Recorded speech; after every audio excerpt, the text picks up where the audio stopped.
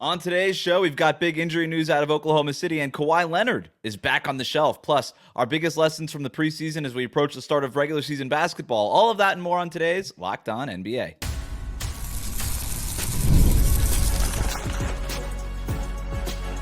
You are Locked On NBA, your daily NBA podcast. Part of the Locked On Podcast Network, your team every day.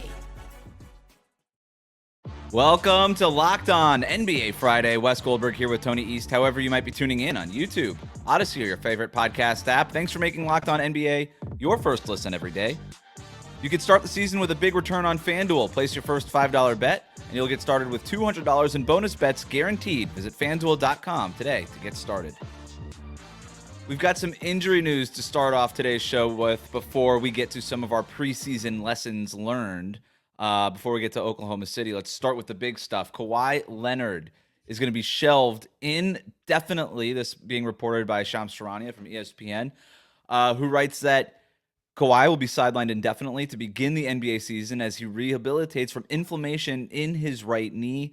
This right knee inflammation has kept him out for the entire preseason, Tony. It was what sent him packing from Team USA in the Olympics and why he wasn't a part of that program. And they've basically just said, look, they already ruled him out for the preseason, and now they've just said, we're going to make it indefinite. And the company line right now, to borrow a quote that I'm going to read from later on, is that the Clippers and Kawhi Leonard are in the midst of a rehab process aimed at bringing sustainability for him on the court through the season, and the franchise will be diligent and cautious to ensure his fitness long-term. Tony, what do you make of it? Oh, I mean, man, this has been going on since March, late March now. Is the first time we heard about inflammation in this knee. And then, maybe he'll play in the playoffs. No, kind of. And then maybe he'll play for Team USA. No, definitely no on that one. And now all the way to this. I mean, this is getting to scary times for a 33-year-old player now to have this long of a knee injury that's just inflammation is really scary, especially after he just signed an extension. And it's bad for the Clippers, who are moved into a new arena and are hoping clearly by the moves they made in the offseason and even last season to at least be somewhat good.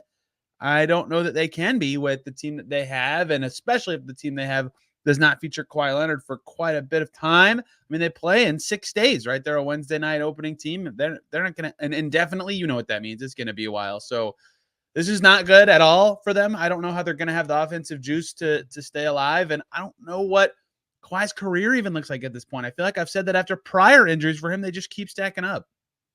I mean, that's sort of what I was thinking. Indefinitely, the season hasn't even started yet. It didn't work out for Team USA. Obviously, this is the thing that ended his season last year. Another playoffs that he couldn't finish, could not stay on the court for the Clippers. And it just feels like, man, did Paul George get out at the right time? Because you could say whatever you want about Joel Embiid's injury stuff and his past. It's not nearly what this Kawhi Leonard stuff has been with the Clippers. And this feels like the window is just totally closed on this team, right? This team was always going to go as far as Kawhi took them, with or without Paul George, by the way. Like, they were always going to, like, healthy Paul George and James Harden, this team wasn't going to win a championship. They needed Kawhi at his very best. And yeah, maybe he gives you that very best a week or so somewhere in the season, maybe in the playoffs, a game or two where he looks like he did in 2019. But it's just like, there's no coming back from this. He's 33 years old. You don't get healthier as you age. This doesn't just get better. But what the Clippers are saying is, we're just going to wait it out, and then maybe miraculously somehow he comes back and he gets better. But how long are you going to have to wait for this thing? He's already had months off, right? Like, he's had since April off. You're going to wait until December, January, February? Heck, are you just going to hope that James Harden and Norm Powell and Terrence Mann and all these guys can help you get into the play-in mix, and maybe you bring them in for that? It's just indefinitely is scary at this point of the year. So I don't know what they're going to do. Here's the other quote that I teased before. This is Clippers assistant coach Brian Shaw talking to ESPN about the whole Kawhi Leonard situation.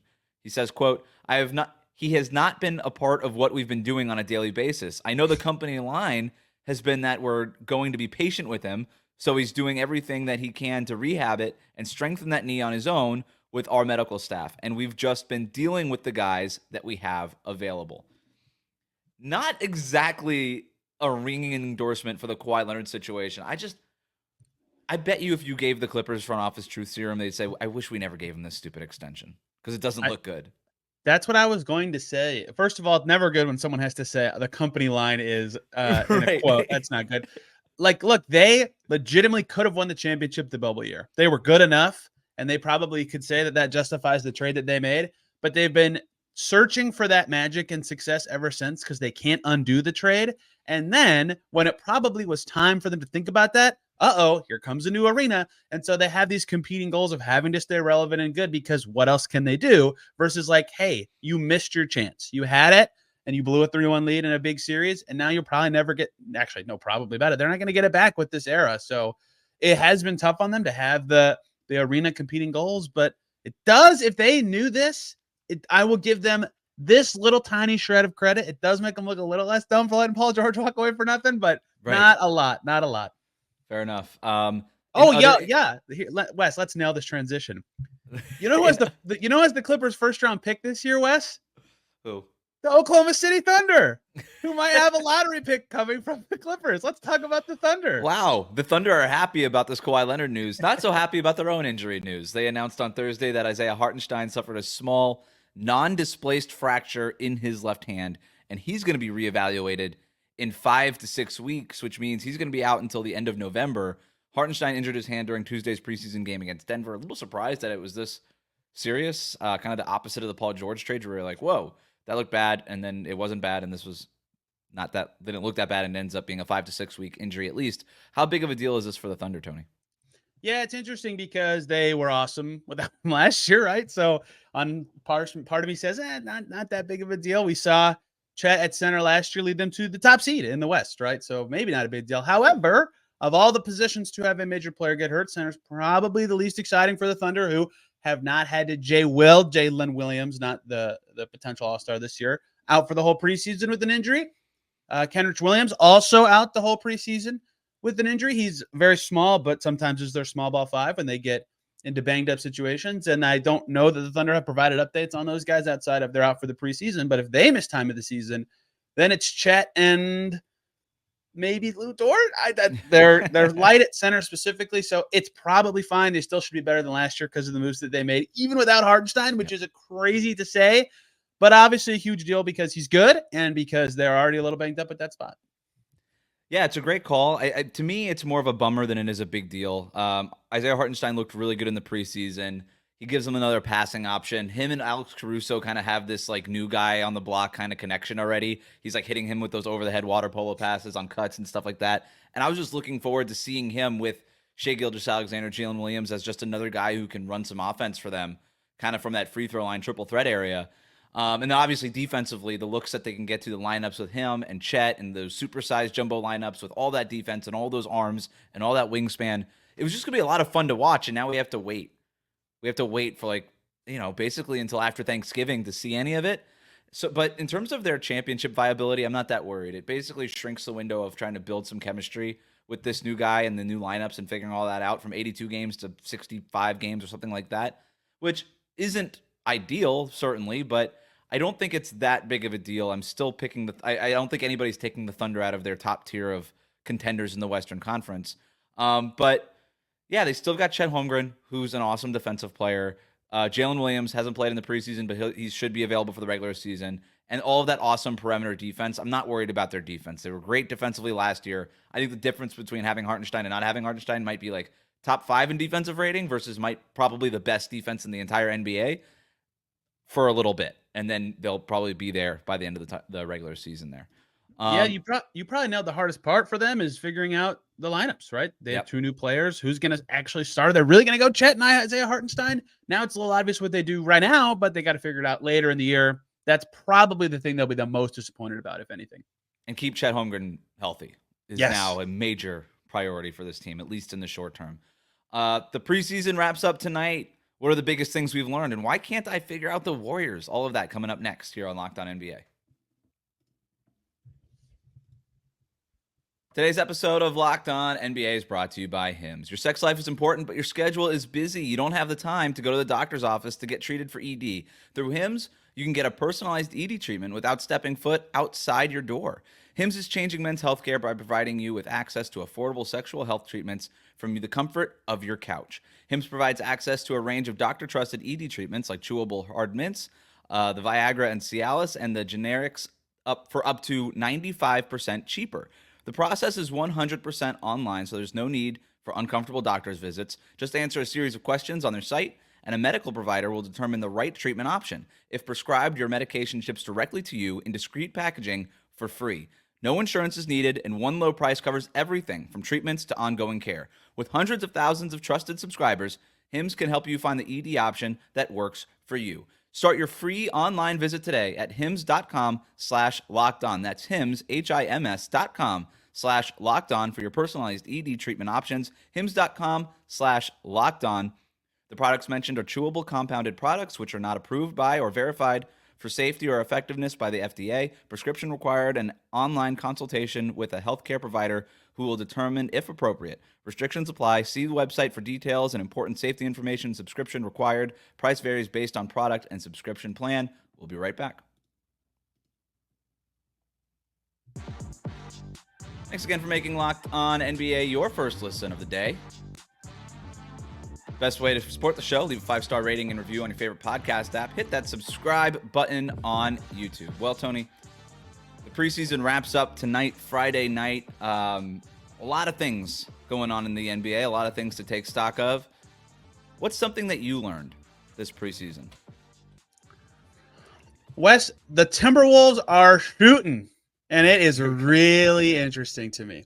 Last year, reminder for those listening, last year this team had Karl-Anthony Towns, a very good shooter on their team.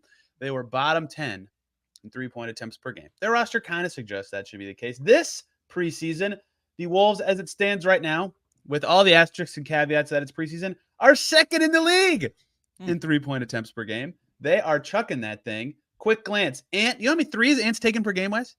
12 and a half. Whoa. 12 and a half. 6.5 from DiVincenzo and 6 from Nasri. That's 25 threes from that trio. That is something that they did not have last year. And so the thought was, well, what can this team do to, they're probably going to be worse on offense. Randall hasn't played that much. He might suck that three-point attempt number down a little bit. Okay, whatever. We'll get there when we get there. But if those three can keep doing that, that could offset some efficiency they lose from losing Cat, and they're getting good shooting from all those guys, and Dillingham's getting them up, and all their new guys are getting them up. I just am really intrigued by upped volume Ant, DiVincenzo's addition, and how that could change this Minnesota team that last year was so dominant on defense. Was like, yeah, they're pretty good, but not quite good enough on offense. What if they're really good on defense and pretty dang good on offense? Even after this trade, I've been very intrigued and interested in what they've been doing and how they've been doing it. And it makes me a little more confident in them heading into this season, even though I already liked that trade for them in the first place. Yeah, I've warmed up to the trade, and here's the one thing that Julius Randle does bring to them is somebody who can create a shot for himself, and I don't know that Karl-Anthony Towns was doing that, and it felt even in the playoffs in the Western Conference Finals last year, it was sort of Anthony Edwards or bust for that team, and now they have a second real scoring option, right? Mike Conley's not breaking guys down off the dribble, not at this stage in his career. He's more of, a 3-and-D type of player, a table setter. They needed that guy. They went out and told you that in the draft when they traded up for Rob Dillingham. Now, I don't think anybody expects Dillingham to be that as a rookie, but he could be that going forward. And I don't know if Julius Randle is necessarily a better fit than Karl-Anthony Towns. That's not necessarily what I'm trying to say. I just know that he gives them something that they need that they didn't have last year. And you mentioned the three-point shooting. There's no question Julius Randle a much more streakier three-point shooter than Cat, right? We know that. Not even close. Yeah. Karl-Anthony Towns only averaged like 5 to 6 3-point attempts per game. He wasn't jacking him up at the rate that he probably should have if he's sort of the quote-unquote greatest, big man three-point shooter of all time.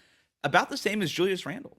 Julius Randle only puts up typically 5 to 6 a game. And even if you look at last year, the last couple of years, like the difference when you're talking about like the percentages, the difference in actual three-point makes between Cat and Randle is like half a three-point make a game. I mean, because the volume just wasn't there. So it's not the same when you're talking about the difference between like Steph Curry taking 10 threes per game and somebody else who's not as good as a shooter taking 10 threes a game. Like a 33% shooter versus a 40% shooter, not that big of a difference in like the raw numbers. And so I actually don't think that their three-point shooting percentage is going to go, or their three-point shooting rate or volume won't necessarily go down at all. And so I've started to really warm up to this because you add Randall in that shot creating, and then Dante DiVincenzo is such a hand in glove Perfect fit for fit. exactly Holy what that cow. roster needed. He's actually a better Perfect. fit there than he was in New York, and he gets to play off of Anthony Edwards now, who's going to be just, hey, this is your team now. So I was really impressed with what I saw from Julius Randle in that preseason game against the Bulls. Yeah. And man, I'm still kind of all in on Minnesota. We should have been harder on the Hartenstein injury because here come the Wolves. Here comes the Wolves. Speaking of that Wolves Bulls game, I learned something about the Bulls in that game. I came into the preseason, I think as many people did, and said, what is this team, the Chicago Bulls? What are they even trying to do? What are they trying to accomplish? And I think it's clear now. This team is going to get out and run. And they're actually going to do it for real. This isn't some sort of media day trope where they're like, we want to push the tempo and shoot more threes like every other team in the league. No. They're getting out and they are running. Losing DeMar DeRozan helps that, right? And that does not make them, make no mistake, it does not make them qualitatively a better basketball team. In fact, it most certainly makes them a worse basketball team.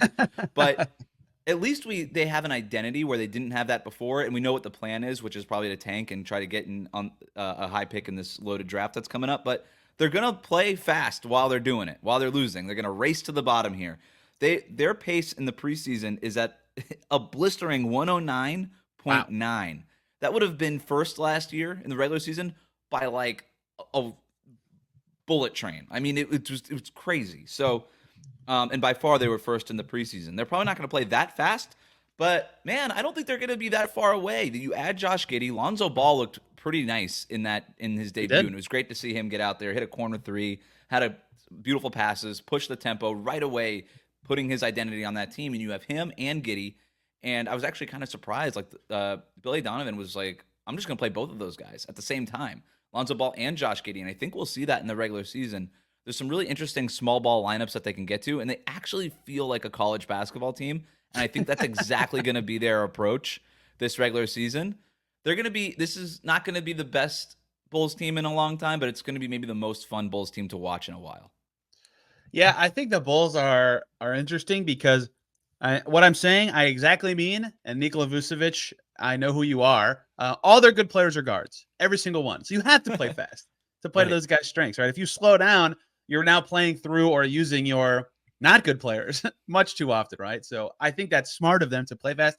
Like, it was the most Lonzo game ever, 10-1, 1-1, whipping it around, keep it moving. Great. All right. That was awesome. I'm glad he's playing well. But if all these guys they would maybe want to invest in or maybe would be a part of the next good Bulls team are all guards. So to maximize them, you have to play fast. And I think that's smart. I think they've done okay with that. My Bulls impression has been, holy cow, these guys suck on defense. They're so bad. Oh, they're not going to be able to stop anybody. Yeah.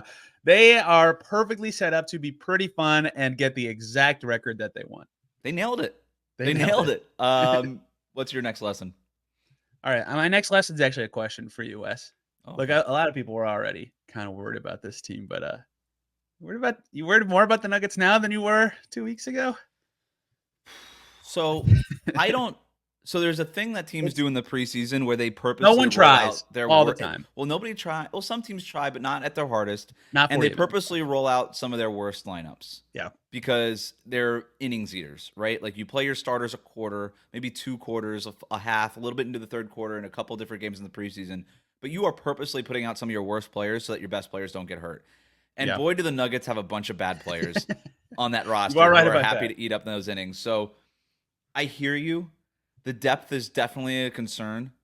And when you see those players on the court, like a Strother, a Brown, all these other guys that, like, even Dario Saric, like guys that they're relying a lot on, and they're all on the court at the same time, it's glaring how little depth they have.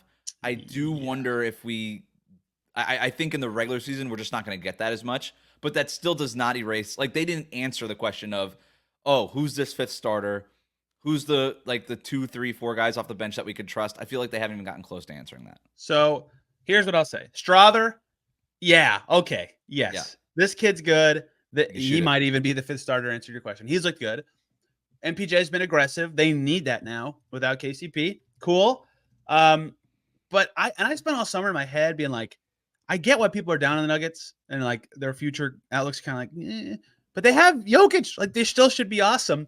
And then the preseason comes around. I'm like, man, are they just going to be like pretty good? Like, let me read you Murray's stats. And it never feels this. It feels bad, but not this bad when he's playing.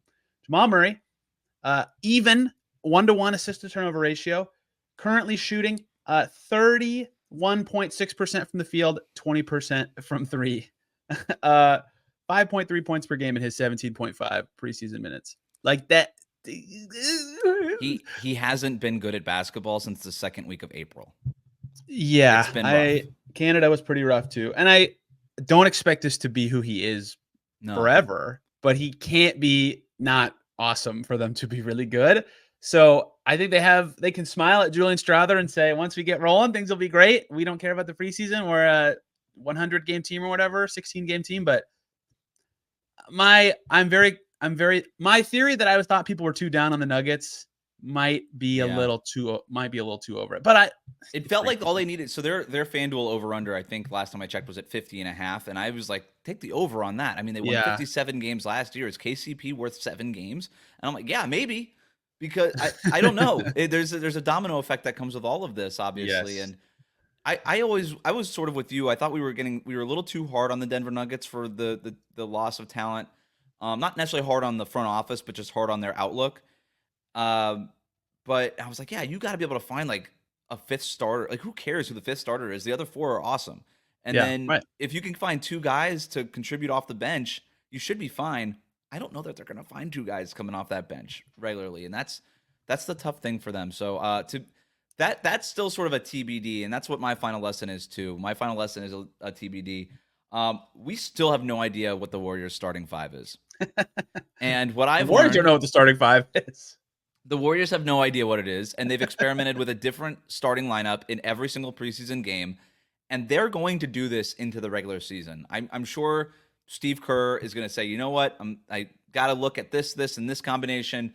We're going to start with this starting 5. But the one thing I know about Steve Kerr is the starting 5 that starts the regular season, at least since like Kevin Durant left, the starting lineup that starts the regular season is very rarely the starting lineup that starts like all these regular season games, and might not even be the one that finishes the regular season. More often than not, it isn't. So experiment time, it's gonna extend further than the preseason for the Warriors. We're gonna get into this regular season, and if you were somebody that was high on the Warriors' playoff chances or their over under on FanDuel or whatever it was, I feel like we're in for like another couple of weeks of we don't really know what we're doing. Okay, even though they've been good, they've been winning games and they've looked good. They've been super fun to watch. They have been, yeah. All the guys that, like, the thing is, the other part of their rotation is they have 11 guys vying for 10 spots, right? So there's someone that's not going to play. All the guys that you could like credibly say, hey, maybe that guy doesn't play, they've all played really well in the preseason. I have no clue who's going to be out of their rotation. They have so many of those guys that you just sort of forget about, and you're like, oh, right, they have that guy on the roster. Who's like, when you think about it, who's like the guy that you most forget about on that roster? I know my answer. Most forget about? Yeah, to me, it's Kyle Anderson. I'm like, oh yeah, well, he's the most Steve Kerr player of all time. He really is. He really is. But that's a testament to like how deep that roster is with very similar quality players, right? So I have a feeling, if you made me guess right now, GP2 will be the odd man out of the top 10, but I have no clue who's going to start. Yeah. Just not a clue at all. Luckily, they can just rely on Gary Payton getting hurt for like a month out of the year, so they don't have to worry about that. And then, they can figure out the other 11, 10 guys, whatever it is. So should be interesting here. Coming up, Sabrina Ionescu, pretty awesome shot in the WNBA finals last night. It's got me wondering, who would I want taking that shot in an NBA game? And I think we need to really give this a hard think. And we're going to do that next here on Locked On NBA. Today's episode of Locked On NBA is brought to you by FanDuel. NFL fans, you could start the season with a big return on FanDuel, America's #1 sportsbook. So when you get a hunch in the middle of the game, you could check out the latest stats, view live play-by-play, and so much more on the same page where you place your bets. The NFL is great. We all know it's here. The NBA season is coming up. We already mentioned some over-unders, some prop bets that you could do. FanDuel is the place to lock that stuff in right before the regular season starts. Either way, you're going to get started with $200 in bonus bets guaranteed when you place your first $5 bet. That's FanDuel.com. We'll be right back. Thanks again for making Locked On NBA your first listen every day. Subscribe to the show on YouTube. Follow us on your favorite podcast app. Tony, you know what time it is. It's Friday, which means it's time to count down to the weekend with our weekly power rankings. I'm a system player. I am a system player. Go power rankings. Go power rankings. You know you love it. I'm very good at not moving at all during that now. I've practiced. In honor of Sabrina Ionescu's game winner in the WNBA finals the other night, I was thinking after that, which NBA player would I most want taking the final shot in a big game like that? Because I feel like we haven't updated our collective rankings on this in a very long time. And I think people are going to be a little surprised by the names that are no longer in the top 5. All right. So Hold on. Go ahead. That shot, I'd say we get 3 or 4 of these per year. Watch as many basketball games we do. One where you stand up involuntarily. Your body just does it. And you're like, oh, I'm standing. That made it in. That was sick. Yep. Okay, continue. It's a great call. It's a great call. Like oh my God, I'm standing shot. Yeah, I'm on my feet in this room that you can see me if you're watching on YouTube. I was standing up. I'm erect. So here's what I'm thinking. Like the scenario is very well, they were tied in that game. The scenario, so like a similar game on the line, like down 20 seconds left, you're coming out of timeout. You know somebody's getting the ball. Now, I want to be clear here. This is not ball in the hands, make a decision in the final 20 seconds. This is who's shooting it, right? And I think those are two very different things, right? So honorable mentions to take that shot. Damian Lillard. Not in my top 5 anymore. Honorable mention. Jalen Brunson. Unfortunately. Jalen Brunson. De'Aaron Fox. Anthony Edwards. I don't think he's there yet. I from 3, I'm like, still don't think that's going in every time. DeMar DeRozan, no longer in my top 5. That's just because of age. LeBron James, again, this is not making a decision with the ball in the hands, but this is taking that shot. And I was shocked that this guy didn't make my top 5 because he was like the first or second name that I wrote down. Kevin Durant, not in my top 5. Wow. So yeah, I would want KD to shoot. I was shocked. I was like, how is Durant not my top 5? I don't feel good about it. It really should be a top 6, and Durant. We just dumped on the Nuggets, but Murray also just had 2 in one series. Didn't even think about Jamal Murray. Honorable mention Jamal Murray. The last time he was good, he was the game was tied. Get that dude the ball and get out of the way. It was like the only time he was making shots was when the game was on the line. All right, are you ready for the top 5? Of course. Number 5. Let me pull up my stats here before I start getting these ready to go because I got some data to back this up somewhere. Number 5, I've got Shai Gilgeous-Alexander. Love it. The best thing about Shai, his percentages from 2-point range are awesome. Number 1, he's shooting 58% in the clutch from 2-point range, and his 3-point percentage is actually pretty good. But the other thing I love about Shai, he can also draw a foul and get to the line. So if you're down 2, he can go to the bucket, get that 2-pointer, and better chance than not, he's actually going to get a foul, and he's going to have a chance to win the game at the line. So I've got Shai at number 5. Are you surprised that I have Shai over the other guys who were honorable mentions? Would you disagree with me there? Not really, because of the free throws, and like even when the league shifted how they were doing rules or whatever, he still got to the foul line, could draw fouls, and he just is slithery and doesn't matter if he's contested, he can make it. No, I'm not surprised. He's a great player. Number 4, I've got Donovan Mitchell. Low-key awesome in the clutch. 42% on 2s last year, 44% on 3s last year. Another one of those guys that can get to the line, knows how to draw a foul. And I'm just thinking, like, in my mind's eye, like, last 20 seconds, down to Donovan Mitchell's taking that 3-pointer from, like, above the right break. I think that's going in every time. It feels like it's going in, even if he's got 2 people in front of him. And a lot of times it does. So I've got Donovan Mitchell, number 4. He was maybe my most surprising guy to be on this list. As someone who covers the Pacers, I watch lots of Pacers-Cavs games, and yes, that is exactly a thing that happens very often.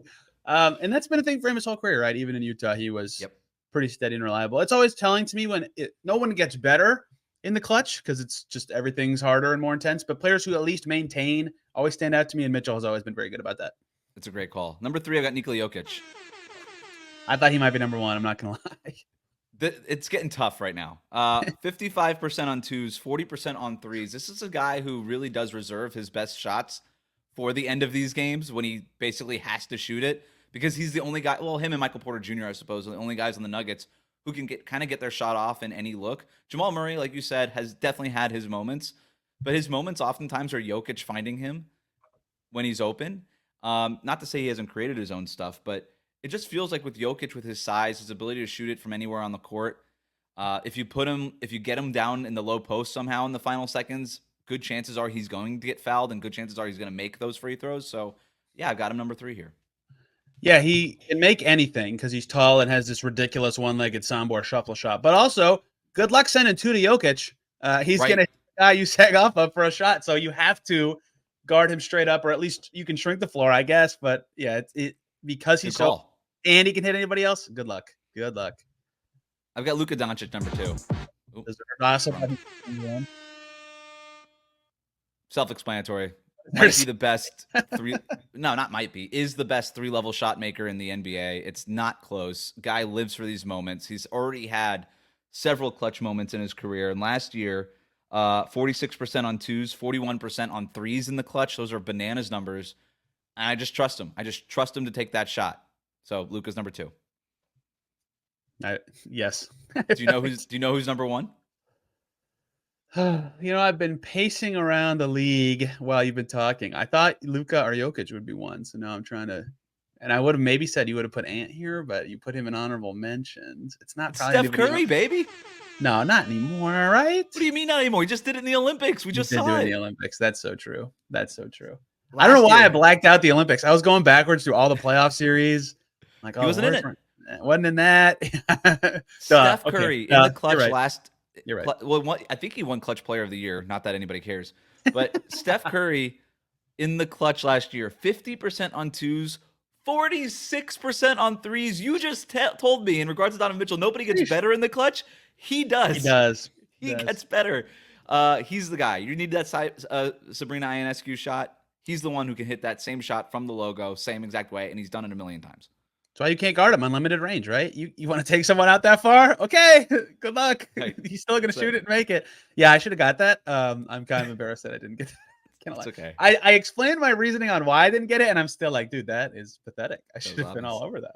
Yeah, it's been a long show. Sabrina's competitor on the biggest stage of the All-Star weekend. Man, I could have got that. Unbelievable. Thanks for making Locked On NBA your first listen every day. Everydayers, make sure you're subscribed on YouTube, Odyssey, and wherever you get your podcasts. Enjoy the hoops, the real regular season hoops coming up next week.